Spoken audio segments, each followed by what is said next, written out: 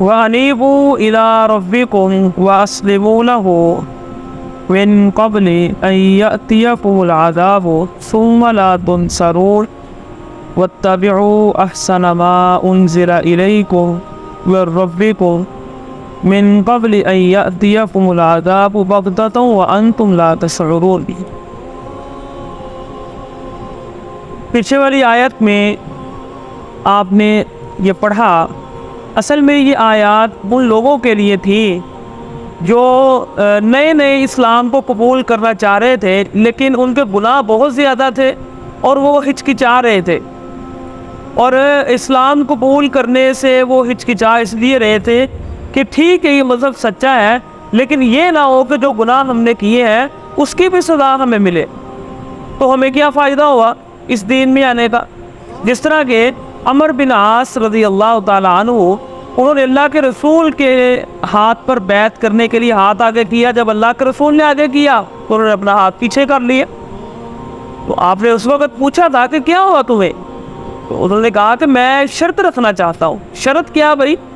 کہ جو میں نے گناہ کیے ہیں وہ معاف ہو جائیں گے۔ اللہ کے رسول نے فرمایا یہ تو کوئی بات ہی نہیں ہے،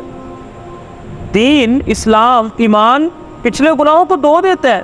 ہجرت پچھلے گناہوں کو دھو دیتی ہے، حج پچھلے گناہوں کو دھو دیتا ہے، تو اگر آپ اسلام قبول کریں گے تو پچھلے گناہوں کا مسئلہ ہی کوئی نہیں۔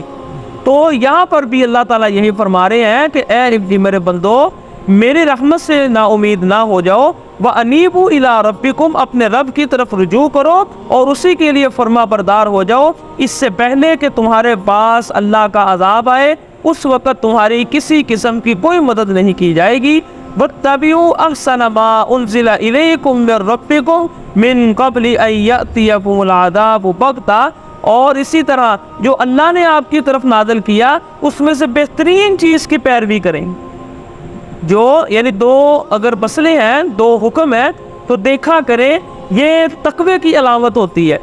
یہ ایمان کی علامت ہوتی ہے، یہ اللہ کے قرب کا رستہ ہوتا ہے کہ انسان کے پاس دو رستے ہیں لیکن وہ اس میں سے بہترین رستے پر چلتا ہے۔ رخصت ہے،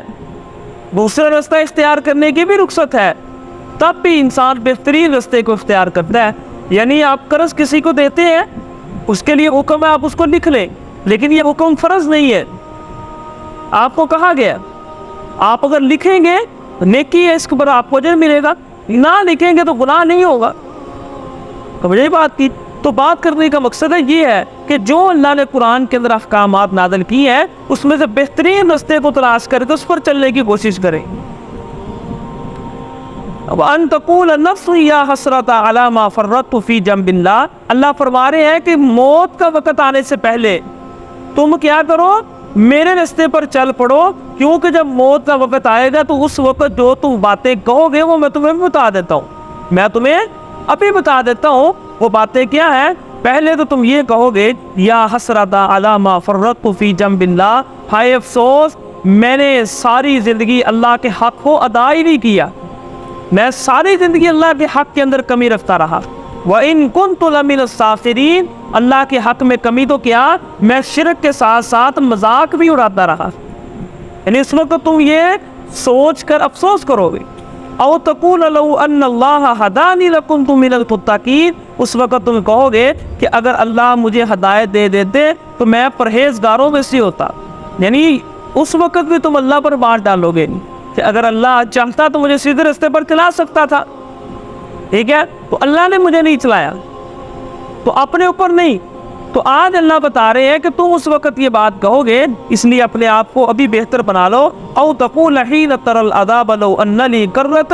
یا جب تم عذاب کو دیکھو گے تو تم یہ کہو گے کہ کاش ایک مرتبہ پھر مجھے اللہ دوبارہ دنیا میں بھیج دے، فاکون من المحسنین، تو میں نیکیاں کرنے والوں میں سے ہو جاؤں گا۔ اللہ آج آپ کو بتا رہے ہیں، اس لیے دوبارہ کسی نے نہیں آنا، اس لیے اگر آپ نے اپنے آپ کو سدھارنا ہے تو یہ ایک موقع ہے اللہ نے آپ کو دیا ہے، اس سے فائدہ اٹھائیں۔